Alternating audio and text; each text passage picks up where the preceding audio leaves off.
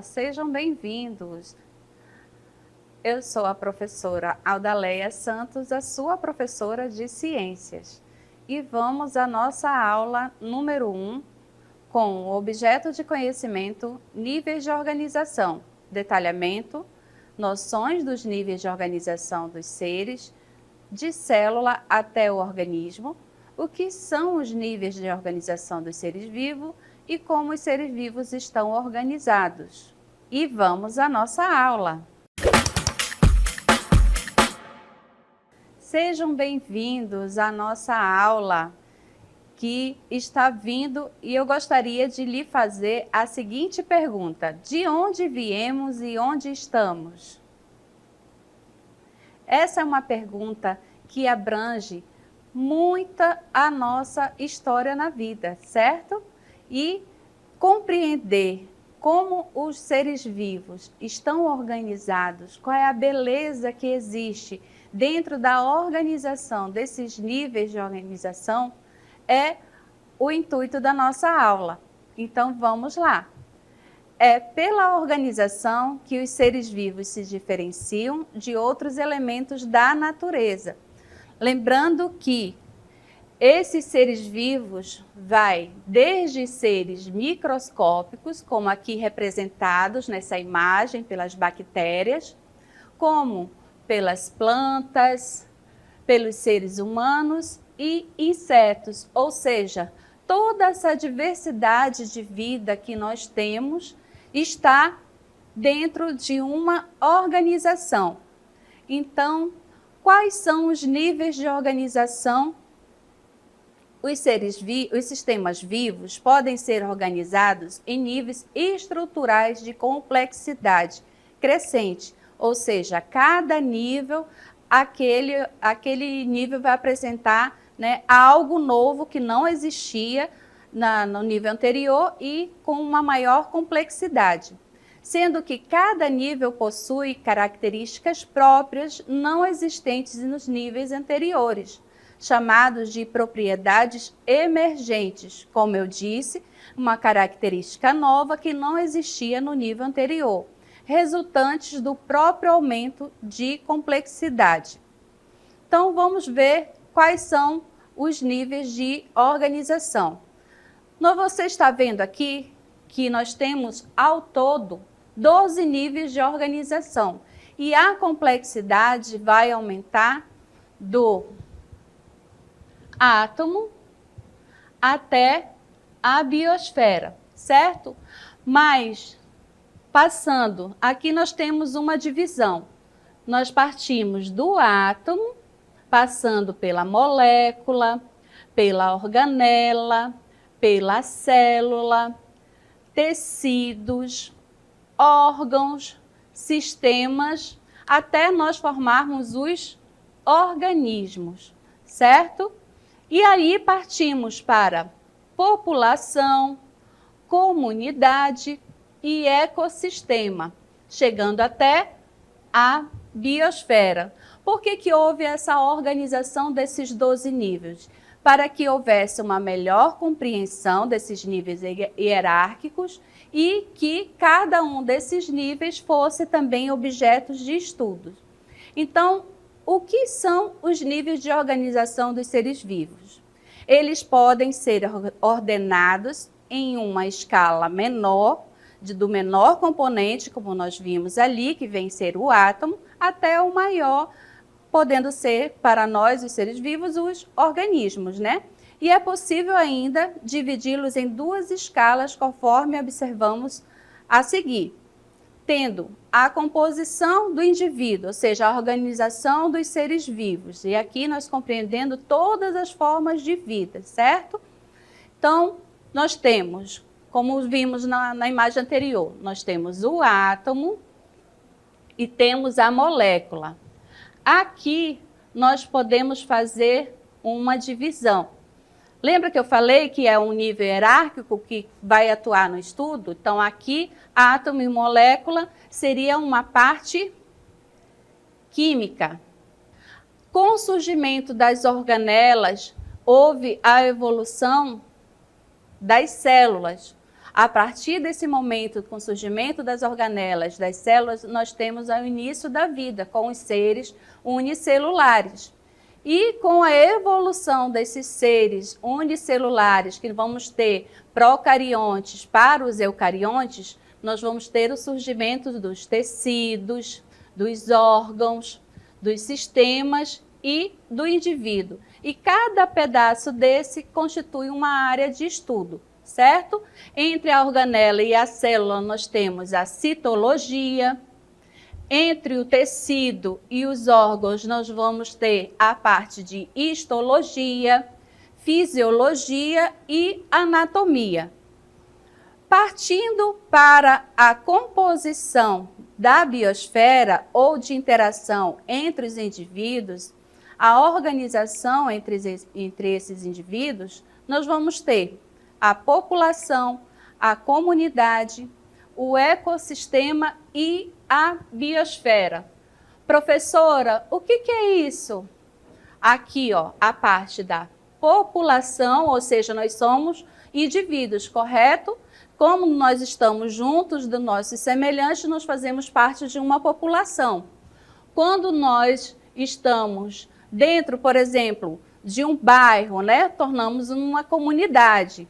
Se dentro daquele bairro nós temos não só seres indivíduos, nós vamos ter animais, os pets, né, tudo que ali convive, passando a ser um ecossistema.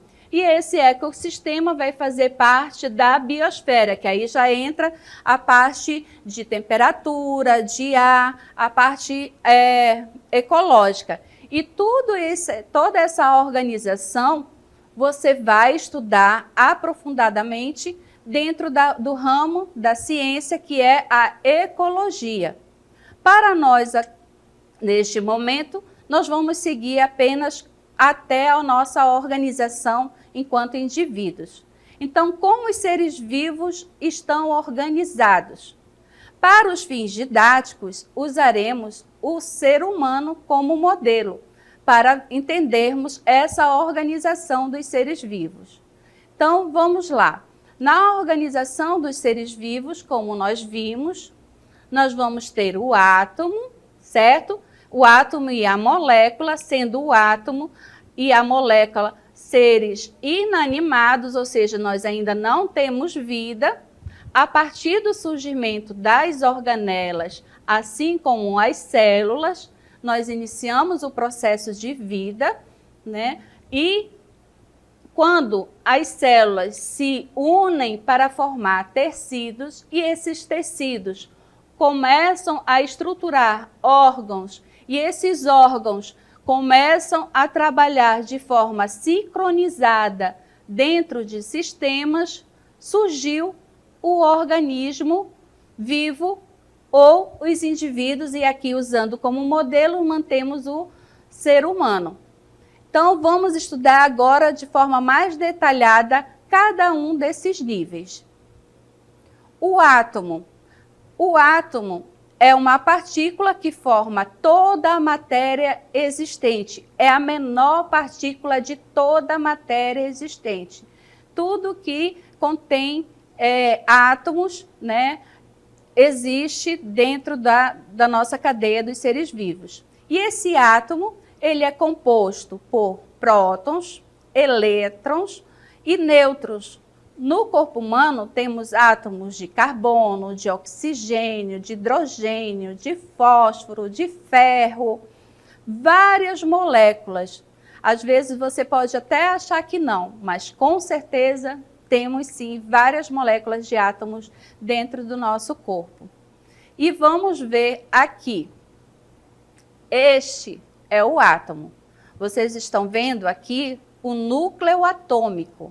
Dentro desse núcleo atômico, que é essa massa densa, nós vamos encontrar o quê? O próton, que tem a carga positiva, e o nêutron, que não tem carga. E o elétron, que é esse que está orbitando dentro dessas camadas, que são os elétrons. Os átomos, eles são encontrados na natureza e não se pode reproduzir essa partícula dentro de laboratórios.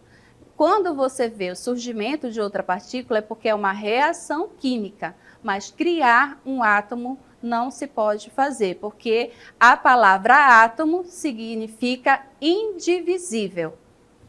E a molécula? A molécula é formada a partir da junção dos átomos, ou seja, um átomo é uma partícula indivídua, mas quando ela se une a outra partícula, ela se torna uma molécula, por ligações químicas, garantindo suas características químicas e formando substâncias constituintes do corpo humano, como a água. A água é o quê? A água eu acho que é a fórmula mais de molécula que todo mundo sabe. H2O, que significa o quê? Duas moléculas de hidrogênio com uma de oxigênio. Proteínas, carboidratos. Proteínas, nós vamos ter proteínas de origem vegetal e origem animal. Mas na grande maioria nós ingerimos de origem animal. E os carboidratos, que são fontes de energia, nós encontramos nos amidos, que tem de origem vegetal, né? Que o nosso pãozinho de cada dia, arroz, feijão, entre outros. Vamos ver aqui a representação da nossa molécula. Essa molécula aqui representada é a mais importante, uma das mais importantes. Por quê? Porque ela detém o material genético. Vocês sabem que molécula é essa? É o nosso DNA. Todos os seres pluricelulares, né, mantêm o seu material genético armazenado, protegido dentro desta molécula. Para você ter noção de quantas moléculas fazem parte do nosso corpo e são importantes, sim. Os organoides. Os organoides ou organelas celulares são estruturas que desempenham funções específicas no interior celular, principalmente nos eucariontes. Então, as organelas dentro da célula, ela vai funcionar como mini órgãos, porque cada organela vai ter uma função específica a desempenhar dentro da célula. Lembrando que a célula, ela vai compor, né, precisa ter todas essas funções para executar a sua função. Então, as organelas formam compartimentos que garantem uma maior organização intracelular, ou seja, dentro da célula. São formadas pela união de várias moléculas. Vamos para a célula. A célula, entende-se por célula a menor unidade funcional que compõe os seres vivos, sendo responsável pela realização dos processos vitais que garantem a sobrevivência do organismo. Lembra que a professora falou que as organelas funcionam dentro da célula como mini órgãos? Olha aqui. Aqui nós temos várias organelas apresentadas. Aqui nós temos o núcleo da célula, certo? Aqui nós temos a mitocôndria. Então, a célula, ela é de extrema importância. Lembra que tem uma brincadeira que fazem? Quem veio primeiro, o ovo ou a galinha? Para a gente responder isso, agora você já sabe. É quem? O ovo, porque o ovo é uma célula. Então, a célula surgiu antes do organismo. No tecido? No tecido, é o quê? São várias células semelhantes interagindo entre si, formando os tecidos que desempenham uma função específica no organismo. Os tecidos são visíveis e presentes em organismos vegetais e animais, como a epiderme, por exemplo. Então, tecido, se você olha para a sua mão, né, você está olhando para o tecido epitelial. Então, nós temos 4 tipos de tecido formando todo o nosso corpo. nós temos o tecido epitelial, nós temos o tecido conjuntivo, nós temos o tecido nervoso e nós temos o tecido muscular. Então, todo o nosso corpo é formado por esses 4 tecidos. Os órgãos são constituídos por tecidos, né?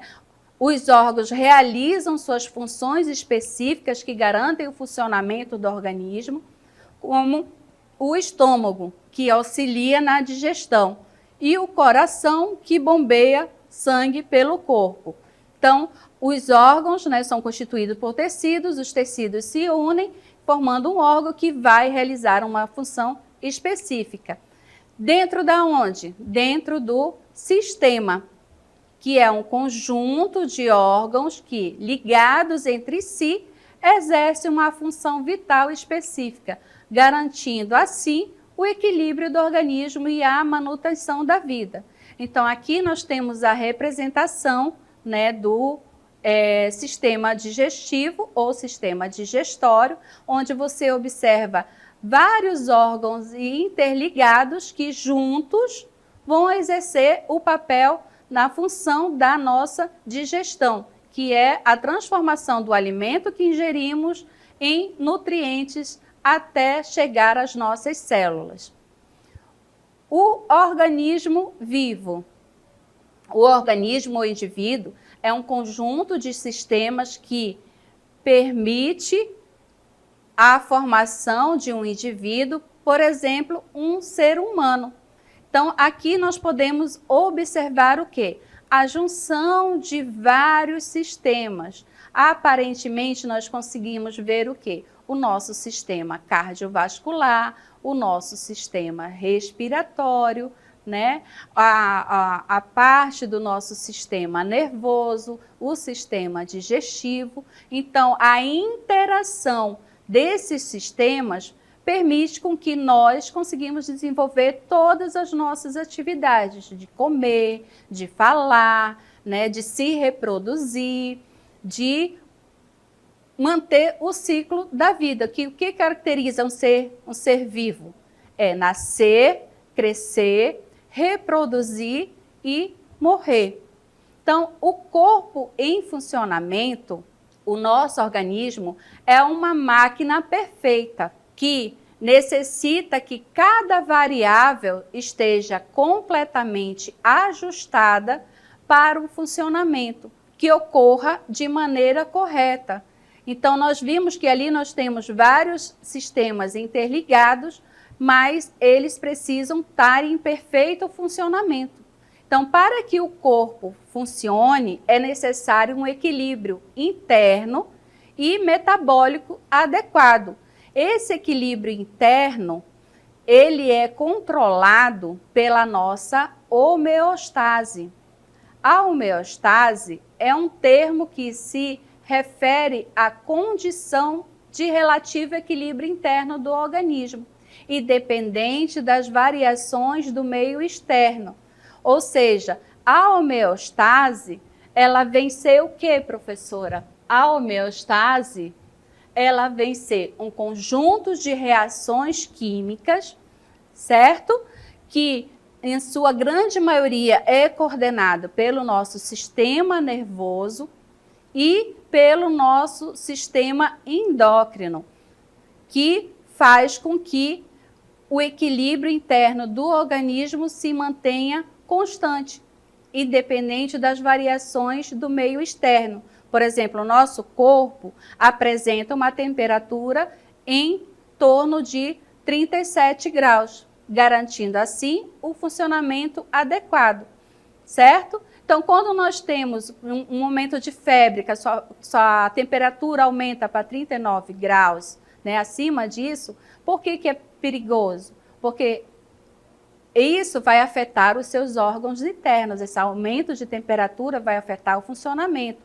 Então, o seu sistema nervoso manda uma mensagem, você vai ter uma sinalização que você vai estar com febre, você vai perceber isso, e o seu corpo vai responder através dos hormônios, tentando ali ajustar com o seu sistema imunológico para que aquilo seja atenuado. Então, a homeostase foi um termo criado por Walter Cannon em 1929, que pode ser definida como a habilidade, que é a habilidade, uma capacidade de manter o meio interno em equilíbrio, quase constante, independentemente das alterações que ocorram no ambiente externo. Isso também é uma característica, né, de nós, que nós vamos ter, nós somos seres que têm essa capacidade, né? Independente, por exemplo, se você pega num sapo, o sapo ele está friozinho, né? Então ele não tem essa capacidade de manutenção da temperatura interna diferente do meio externo. Ele vai ter praticamente buscar manter a temperatura interna com a do meio externo. Então, o nosso corpo é formado por uma série de órgãos e sistemas que garantem o funcionamento adequado. Lembra que nós vimos a distribuição? Então, as nossas células, né, se unem formando os tecidos que ali nós temos 4 tipos de tecidos, certo? E aí nós temos aqui, ó, representado o tecido conjuntivo ósseo, aqui o nosso tecido muscular, aqui o nosso sistema cardiovascular. Então, o nosso corpo, para manter a interação do funcionamento de todos esses órgãos, né, precisa estar em quê? Em equilíbrio. E para manutenção desse equilíbrio, nós temos o quê? O metabolismo.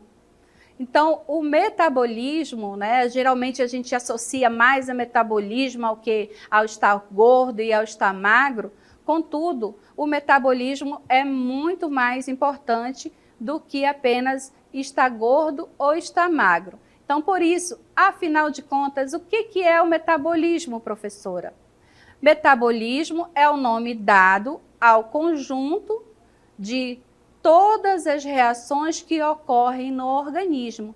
Ou seja, é o processo, tudo que ocorre ali dentro do nosso organismo. Dentro do metabolismo vai estar o quê? O nosso ganho de energia. Da onde a gente retira a nossa energia? Dos nossos nutrientes. Da onde vêm os nossos nutrientes? Do nosso alimento, certo? Ao ingerirmos o alimento, nós vamos fazer o processo de digestão e ali os nutrientes entram na nossa corrente sanguínea, chegando até as nossas células e atuando dentro do nosso metabolismo energético. O metabolismo energético compreende o conjunto de reações que envolve trocas energéticas no organismo. Para que essas reações ocorram, são necessários substratos energéticos, que são provenientes da nossa alimentação. Então, o metabolismo, você está vendo aí, né, que compreende o conjunto de reações. Essas reações são reações químicas que envolvem trocas energéticas no organismo. Isso sempre vai ser a nível celular, para que os principais fontes de energias utilizados para essas reações são os carboidratos, que são macronutrientes. Os carboidratos, como a professora já explicou, são de origem vegetal, são fontes de energia, certo? Que vai chegar até a sua célula. Então, às vezes, vou fazer uma dieta low carb, sem o carboidrato. Não, o carboidrato, ele é importante na nossa alimentação. Ele faz parte do nosso metabolismo. Ele faz parte da nossa fonte de nutrientes.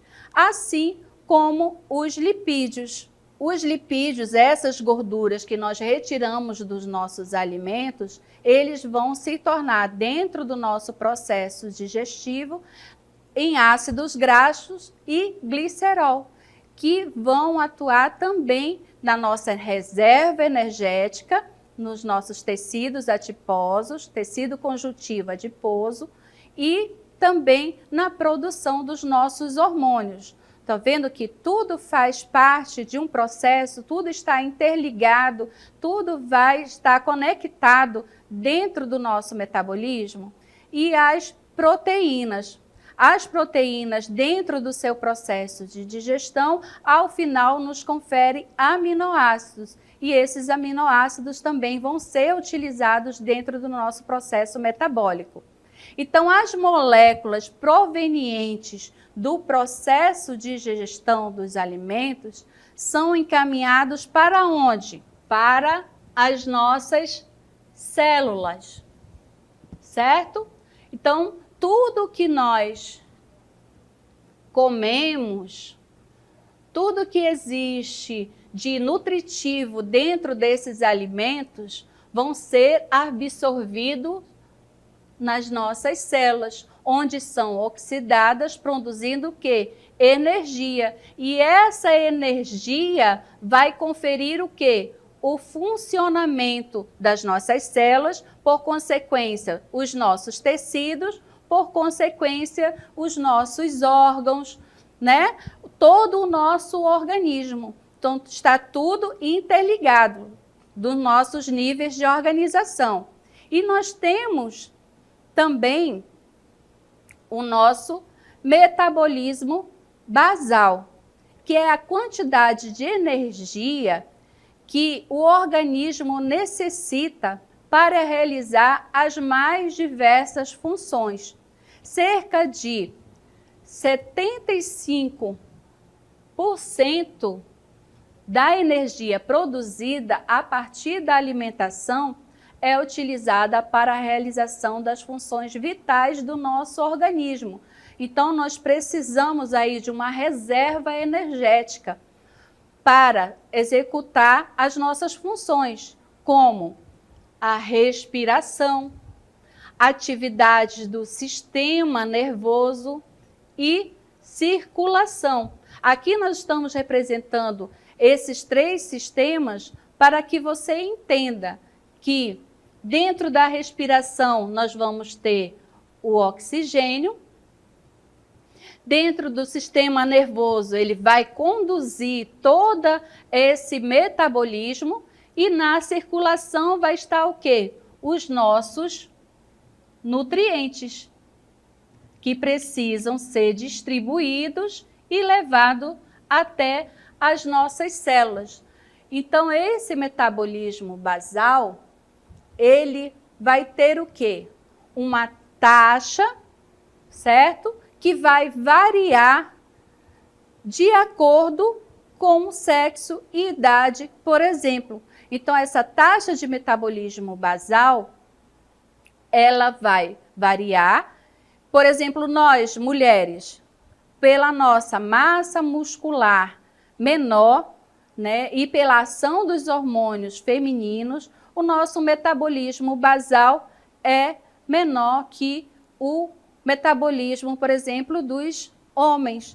Então, o nosso metabolismo, por interferência da nossa massa muscular menor e dos nossos hormônios, ele vai ser mais lento do que dos homens, naturalmente, independente de idade, independente de fazer atividade física ou não, por conta dessa constituição, certo?